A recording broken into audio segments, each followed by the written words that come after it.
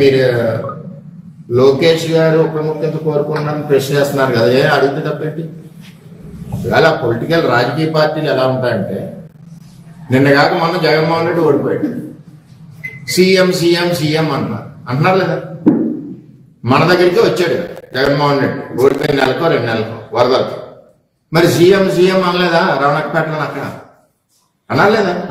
అంటే ఆ పార్టీలో ఉన్న కార్యకర్తల యొక్క కోరిక ఎలా ఉంటుందంటే, వెంటనే చంద్రబాబు నాయుడు దింపేసి జగన్మోహన్ రెడ్డి ఎక్కించాలని ఉంటుంది. అంటే ఆ పార్టీలో వాళ్ళ ఇంట్రెస్ట్, వాళ్ళ మనోభావం, వాళ్ళ కసి.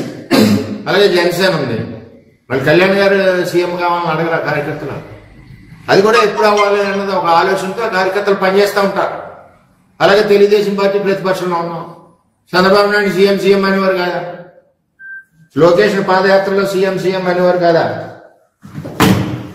అంటే ఇవన్నీ ఏంటంటే పొలిటికల్ పార్టీ అన్నది కింద స్థాయి కార్యకర్తలకి ఒక మనోభావాలు ఉంటాయి, వాళ్ళకి ఒక కసి ఉంటుంది. వాళ్ళ నాయకుడిని ఇలా ముఖ్యమంత్రిగా చూడాలని ఒక పార్టీ అనుకుంటుంది, ఇంకో పార్టీ ముఖ్యమంత్రిగా చూడాలని అనుకుంటారు.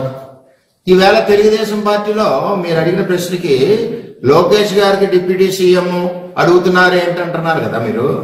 ఏం తక్కువ ఉంది ఆయనకి? ఆయన ఏం చేశాడో మీకు ఎవరికైనా తెలుసా? ఆయన ఎంత గొడ్డి చాకరీ చేశాడు లోకేష్ గారు తెలుగుదేశం పార్టీకి తెలుసా? వేళ పార్టీకి వెన్నెముగ్గా నడిచాడు. ఒక సైడ్ చంద్రబాబు నాయుడు పరిపాలన చేస్తుంటే 2014-19లో రాష్ట్రంలో రూపాయి లేకుండా చిల్లిగా లేనప్పుడు పార్టీని అనుకుని నడిపించి వెన్నెముగ్గా ఉన్నాడు. ఒకటిగా జ్ఞాపకం తెచ్చుకోండి, 2009 ఎలక్షన్ ముందు ఆయన నగదు బదిలీ పథకం తెచ్చాడు. ఆ రోజుల్లోనే బ్రహ్మాండంగా యుఎస్లో చదువుకున్నాడు అంట, యూనివర్సిటీలో నగదు బదిలీ తెచ్చాడు. ఆ నగదు బదిలీ అప్పుడు ఇంప్లిమెంట్ అయ్యి ఉంటే ఇవాళ పీడిఎస్ బిజినెస్ స్కామ్ లేదు. అలాగే మొట్టమొదటిసారిగా 50 లక్షలు మెంబర్షిప్ చేశాడు, ఆన్లైన్ మెంబర్షిప్. మొట్టమొదటిసారిగా నారా లోకేష్ ప్రపంచంలోనే పొలిటికల్ పార్టీలకి ఏదికి ఇన్సూరెన్స్ లేని సమయంలో మొట్టమొదటి ఇన్సూరెన్స్ కార్యకర్తగా ఉండాలని చెప్పి పెట్టిన నాయకుడు లోకేష్ గారు. దాన్ని చూసి ఇవాళ అన్ని పార్టీలు ఫాలో అవుతున్నాయి, నేషనల్ పార్టీలు కూడా. ఏం తక్కువది?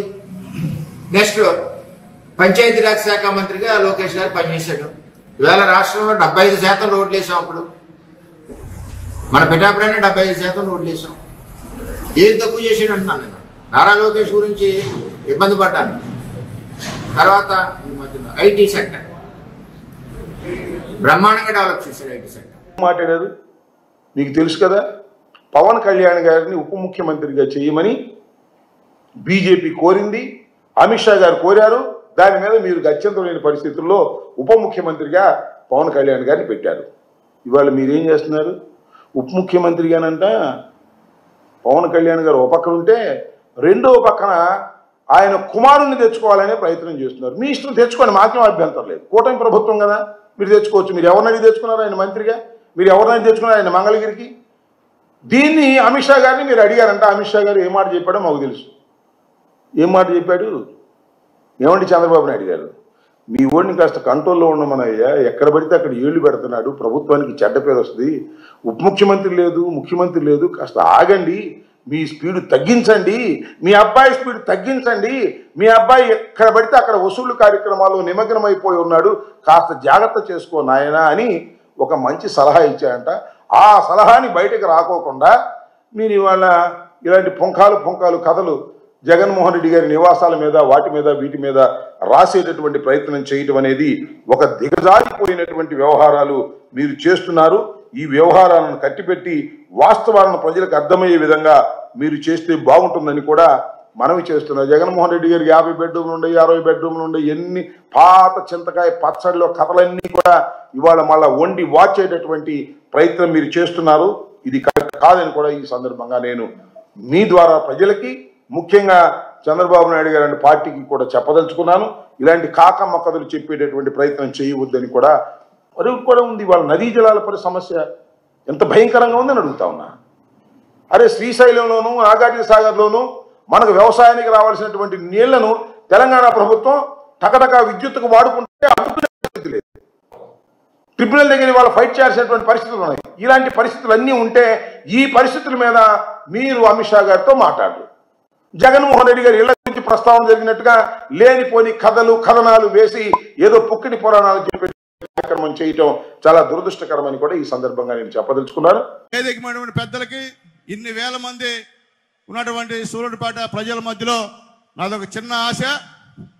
రాష్ట్ర మంత్రివర్గంలో మన నాయకుడు, యువ నాయకుడు, పాదయాత్రలో పేద ప్రజల కష్టాలను తెలుసుకున్నటువంటి నారా లోకేష్ గారికి ఉప ముఖ్యమంత్రి పదవి ఇవ్వాలని చెప్పి నా కోరికని మీ ద్వారా ఈ రాష్ట్ర ప్రభుత్వానికి తెలియజేస్తున్నానని చెప్పి తెలియజేస్తూ నేను సెలవు తీసుకున్నాను. జై హింద్.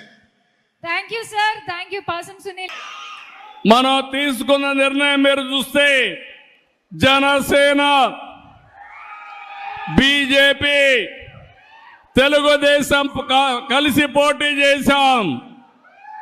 తమ్ముళ్ళు, నేను చాలా సార్లు చూశాను కానీ ఇటీవల కాలంలో గెలవని కడప పాత జిల్లాలో 10కి 7 గెలిచాం. ప్రస్తుతం ఈ కడప పార్లమెంట్లో 7కి 5 గెలిచాం. ఇంకొంచెం కష్టపడుంటే పార్లమెంట్ కూడా గెలిచేవాళ్ళం. ఆ 2 సీట్లు కూడా గెలిచేవాళ్ళం. ఇప్పుడు చెప్తున్నా మీ అందరికీ, 5 ఏళ్ళలో ఏం జరిగిందో చూశారు. ఈ 5 ఏళ్ళలో మీ జీవితాల్లో ఏ విధంగా వెలుగులు వస్తాయో మీరే చూడబోతున్నారు. ఆ తర్వాత 7కు 7 గెలిపించాలి, 10కి 10 గెలవాలి, పార్లమెంట్లు కూడా గెలవాలి. అప్పుడే అభివృద్ధి సాధ్యం.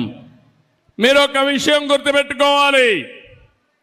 ఈరోజు కేంద్రంలో ఎన్డీఏ పాలన ఉంది, రాష్ట్రంలో ఎన్డీఏ పాలన ఉంది. ఎన్నికల ముందు ఈ విధంగా నవ్వుతూ మాట్లాడిన సందర్భమే లేదు. కూర్చోవాలంటే భయం, ఇంట్లో నవ్వాలంటే భయం, దారిలో ఇంట్లో నుంచి బయట రావాలంటే భయం.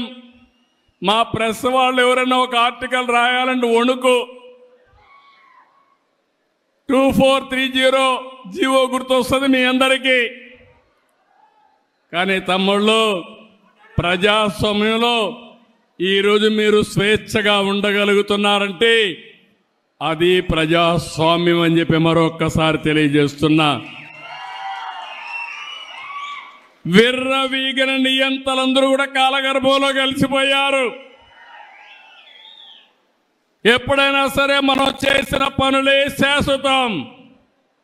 ఎన్టీఆర్ గుర్తున్నాడంటే చనిపోయి 29 సంవత్సరాలైనా రోజు రోజుకు ఆయన పైన ప్రేమ, ఆదరణ పెరిగిందంటే ఏంటి తమ్ముళ్ళు దానికి కారణం? మనం చేసిన పనులు అవునా కాదా? అలాంటివి మనం గుర్తుపెట్టుకోవాల్సిన అవసరం ఉంది. ఈరోజు కేంద్రం వచ్చిన తర్వాత నేను కూడా, మీరందరూ ఒక మంచి పని చేశారు. తెలుగుదేశం పార్టీ, ఎన్డీఏ కార్యకర్తలు కూడా కష్టపడ్డారు, మెజారిటీ గెలిపించారు. 21 పార్లమెంటు సీట్లు గెలిపించారు మీరందరూ 25కు. ఇంకొంచెం కష్టపడి ఉంటే 25 గెలిచేవాళ్ళం. అని ఆ 21 సీట్లు ఒక సంజీవనిగా మారాయి. రాష్ట్రం అస్తవ్యస్తంగా ఉంది. వెంటిలేటర్ పైనుండే రాష్ట్రానికి ఆక్సిజన్ కేంద్రం ఇచ్చే పరిస్థితి వచ్చింది. ఈరోజు కష్టాలన్నీ తీరిపోయే పరిస్థితికి వస్తున్నాం, కానీ పూర్తిగా తీరిపోలేదు. అందుకే మీరు ఒక్కసారి ఆలోచిస్తే అమరావతి ప్రాజెక్ట్ని మళ్ళీ ఒకసారి అమరావతిని మనం గట్టెక్కిచ్చే పరిస్థితికి వచ్చాం.